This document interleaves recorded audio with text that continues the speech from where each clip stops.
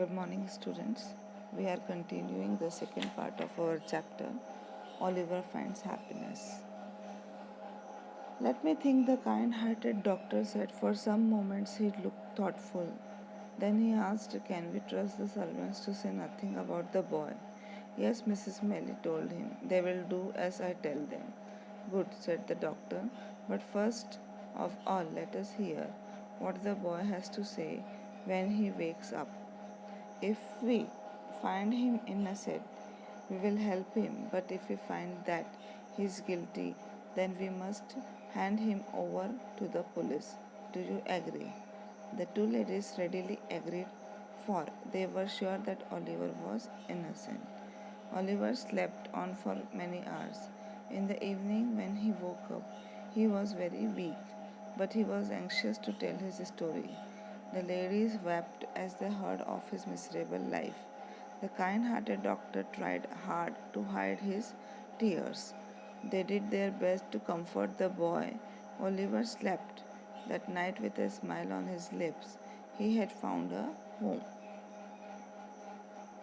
Doctor ने कहा आप मुझे सोचने दो एंड डॉक्टर ने ये भी कहा कि क्या आप आपके सर्वेंट्स पे भरोसा कर सकते हैं कि वह पुलिस को इस लड़के के बारे में कुछ नहीं बताएंगे.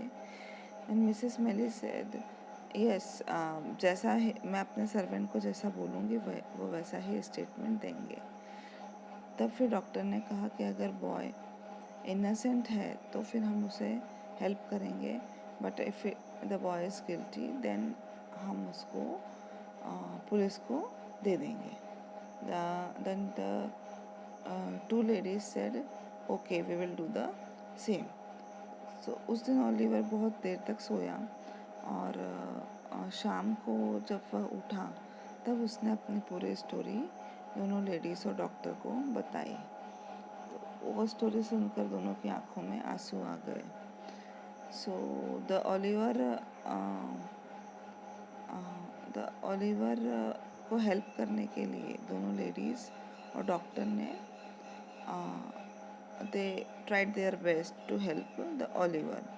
देन ओलिवर उस रात बहुत चैन की नींद सोया बिकॉज उसके पास अब एक घर था.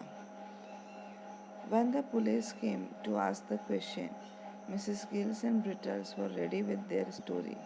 Oliver had accidentally wounded himself while playing with a gun. He had nothing to do with the robbery.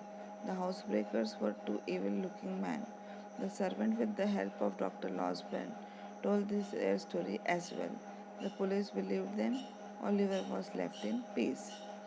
जब पुलिस ने क्वेश्चन किया तो mister Giles and Brittles were ready. Mister Giles और ब्रिटल्स अपने स्टोरी के साथ रेडी थे और कि ओलिवर को खेलते वक्त हाथ में लग गई. और जो चोर घर में आए थे वो दो दूसरे मैन थे विच वर इविल लुकिंग. और सर्वेंट्स ने भी अपनी स्टोरी पुलिस को सुना दी. So police did not disturb Oliver and Oliver was left in piece.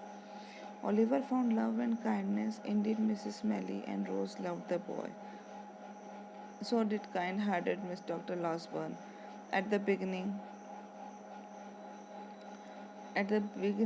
of the spring, the Mellies took Oliver to their house in the country. There the fruit trees were in blossom. The garden, the fields were full of flowers. Oliver had never known such peace and such happiness. Oliver को प्यार और दया की ज़रूरत थी. वह उसको Mrs मेली और रोज़ ने दी. एंड स्प्रिंग शुरू होने पर मेली ने ओलिवर को अपने फार्म हाउस में ले गई जहाँ वह बहुत सारे ट्रीज़ को गार्डन और ट्रीज़ के साथ रहा विच वर फुल ऑफ फ्लावर. और ओलिवर को कभी पता ही नहीं था कि लाइफ में इतनी शांति और इतनी खुशी भी हो सकती है. Every morning Oliver went to an old gentleman who taught him to read and to write. He went for walks with Rose and Mrs. Melly. In the evening they sat together and talked, or Rose read aloud to them. Often Rose played the piano and sang. Old Mrs. Melly loved to listen this. So did Oliver. Every night he slept peacefully in the clean bed in his own room.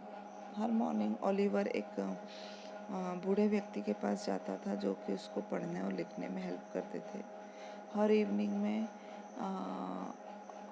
वह Oliver, Mrs Maylie and Rose, all the three sat together and और बातें करते थे.